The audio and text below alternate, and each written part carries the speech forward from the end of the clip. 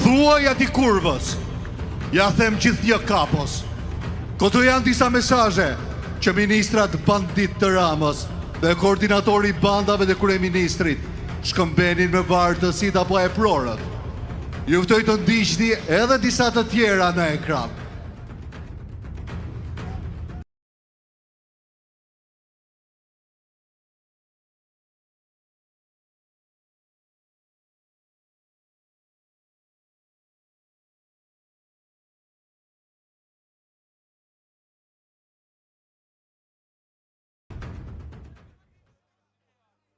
Siç mund të shohim, është biseda e Belinda Ballukut me Evis Berberin. Kur do të hapësh llogaran se plasa, thot Balluku, nxirre tunelin. Dhe për tunelin shpallet fitues turku. Evis Berberi i thot, i pari me të dytin, 10 milion euro diferencë. Super fare. Belinda shton, priti çoj fjalë ati kurvës që kërcënon me SMS. Ja këndoj këngën dhe nuk ma ndjem për asnjë, thot Balluku. Palloshi gjatë. Tani kërkon 50 milion euro. Të rrita të plehrën dhe thuaj, kjo është skema, çfarë halli ke? Shko sqaro Karlon, thuaj mos shkruaj më tek ministria, ose pastaj harroje bashkëpunimin. Për këtë flet ky, se ka rënë dakord me Ramën. E po, një do të marrë ky super këja, se i ka premtuar rëja. Çunat e tjerë, janë duke mbuluar nga xhepi vet mediat. Ty, një të kam lënë. Sqaroj ati kurvës, që nuk do hapen proceset e reja, se nuk lejojnë financat. Për pas, janë mesazhet e Ergy Sagasit. T'ja them, ka një gjë që i them gjithnjë kapos, se e ka gjithnjë një raport. Projekti bën 2 milion euro. Do të bëjmë 4 milion, thot Ergy Sagasi.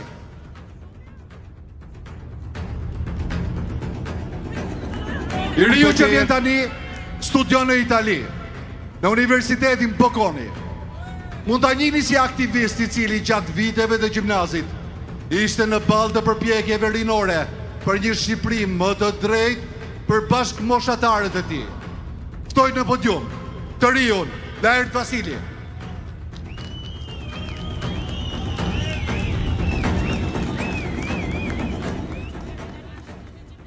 Mirëmbrëma demokrat dhe demokrate, qëndrestar të palodhur të demokracisë dhe të lirisë.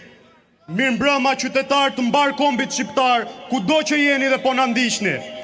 Mirëmbrëma dhe kryetari i Partisë Demokratike, profesor doktor Sali Berisha. Unë jam Laert Vasili, ai që deri dje qëndron dhe para ju si gjimnazist, e sot qëndron si student europian. Prej 4 muaj që jetoj larg Shqipërisë, ku zhvillimet në vend i kam ndjekur vetëm nëpërmjet medias. Sapo dëgjova thirrjen e Partisë Demokratike për protestë kombëtare, kam prerë biletën e parë të avionit për të qenë mes jush, për t'ju bashkuar protestës kundër korrupsionit galopant dhe kësaj qeverisje të papërgjegjshme që kanë bërthyer prej fyti zhvillimin e vendit. Ngjarjet e fundit na kanë treguar dhe një herë në dritën e diellit ato që Partia Demokratike i ka denoncuar me vite. Çdo arrestim i zyrtarëve të lartë ka nisur nga një denoncim i Partisë Demokratike. Nuk është parë në asnjë vend evropian që çdo ditë të merren pandehur një mori zyrtarësh nga më të pushtetshmit në vend.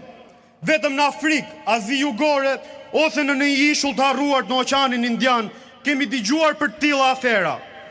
Si mundet Shqipëria në zemër të Europës gjeografikisht dhe kandidate për Bashkimin Evropian politikisht të pretendoj se meriton antarësimin në familjen e vlerave europiane? Shqipëria, ajo që vazhdimisht renditet e fundit në testin ndërkombëtar të PISA-s, e fundit në indeksin e lirisë medias, e para në shkallën e emigrimit dhe e para në indekset ndërkombëtare të korrupsionit, ka patur një herë një kohë një ëndër shekullore për një Shqipëri europiane. Një ëndër e cila u kthye në himnin e studentëve çlirimtar të 90-s dhe sapo vinte po i afroi qëllimit derisa në krye të qeverisë erdhi rilindasi. Shqipëria që lam ne renditej e para në rritjen e rrogave, ku ja kalonim dhe fshinjve tanë europian, atyre rumun dhe bulgar. Në vitin 2013, me gjithë se qeverisja jonë nuk ishte perfekte, njerëzit kishin shpresë për të ndërtuar të ardhmen e tyre këtu, për të formuar familjen e tyre këtu, për të hapur një sipërmarrje ose për të hedhur një hap në jetën e tyre. Mbas 13 viteve qeverisje të rilindjes, sa do e fort ka qenë propaganda, ne e shikojmë si e zeza mbi të bardhë ku jemi. Shkolla që mbyllen, administrata tejet e fryrë e politizuar. Në çdo zyrë që futemi, gjejmë 3 a 4 punonjës që jam i bindur që as ata vetë nuk e din për çfarë janë aty, për vetë se të votojnë partinë shtet. Emigrimi masiv me largimin e 1 milion shqiptarëve, shpopullim masiv. Por si mundet një i ri të shikojë të ardhmen e tij këtu, kur ka një mungesë theksuar të meritokracisë, ku punët ndahen në administrat sipas devotshmërisë ndaj partisë, ku për të blerë një apartament është e pamundur për një të ri thjesht, e kur tregu botror ecën me hapa të shpejt, ndërkohë në Shqipëri gjen vetëm punë krau. Nga ndërtimi në hoteleri e rëndom si kamarier. Shqipëria mund të jetë vendi i vetëm në Europë në botë ku kamarierët kanë diploma universiteti e drejtorat janë pa shkollë. Me mira të rinj, të ndershëm, ekselent dhe të aftë, janë detyruar që kanë ikur drejt një bote tjetër, një bote demokratike, ku mundi se cilit është vlerësuar. Dhe ata nuk kontribojnë atë dhe, por në diasporë. Pikërisht ata do të ishin një kontribut shumë i vlefshëm, sepse kanë treguar që në tregun ndërkombëtar ja kanë dalë. Korrupsioni është kthyer në sistem dhe ka marrë formën piramidale, nga kreu i qeverisë deri tek nëpunësi më i thjeshtë. Dëgjojmë nga dhënat e prokurorisë speciale që flitet për afera me qindra miliona euro, të cilat janë përfituar nga zyrtar pa kryer asnjë punë. Po mirë më, menduam se Erion Velia ishte monstra e korrupsionit. Dhe me inceneratorin fantazëm që glabron miliona euro, po pas Erion Velia dolën dhe një band me drejtora, çuna të rinj, të cilët vjedhjen e kishin kthyer në biznes, ku afera e tyre prologaritet deri në 50 milion euro.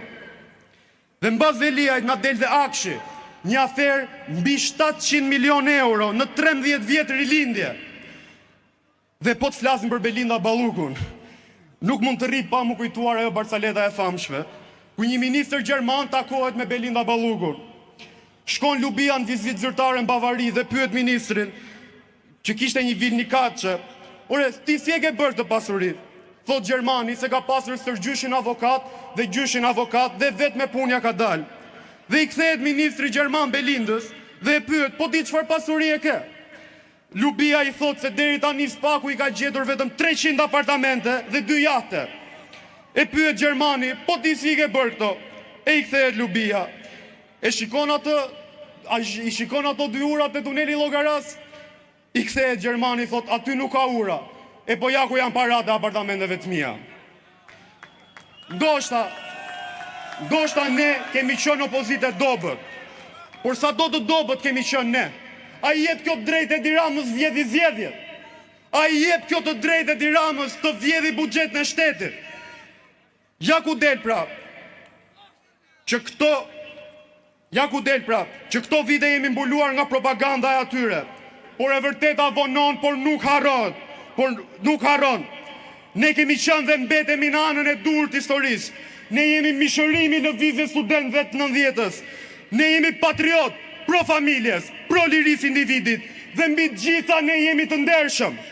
Ne jemi ardhmja, ne jemi ndryshimi dhe ne do ta çojmë Shqipërinë në Europë. Edi Rama sot është vetëm i vetmuar mes parave të vjedhura dhe luksit, por përlitet si peshku pa ujë. Është misioni ynë ta çojmë deri në fund detyrën që ne kemi nisur. O sot o kur, të qëndrojmë besnik vlerave të lirisë, të familjes, të demokracisë, sepse fundi i kësaj qeverie është shumë afër. Demokrat, pritëm 13 vjet. Prandaj, na ka ngelur që këto muajt e fundit të mos i ndajmë protestës si mjeti joni vetëm për të larguar këtë qeveri, për të sjellë ndryshimin në Shqipëri. Kërkesat tona janë të qarta. Qeveri teknike, zgjedhjet parakoshme. Ne do të fitojmë për ta bërë Shqipërinë më të mirë, për ta bërë Shqipërinë më të begat, të rikthejmë mbi tanat dhe i bëj thirrje çdo njeriu të ndershëm në këtë vend, i majta i djathtë nuk ka rëndësi. bashkohuni me Partinë Demokratike, besoni tek ne. Ditë më të mira po vinë. Ëndra një Shqipërie madhështore është gjallë këtu mes nesh. Zoti ju bekoft ju, Zoti bekoft demokratët, Zoti bekoft shqiptarët. Fitore, fitore, fitore! Vlezër dhe motra.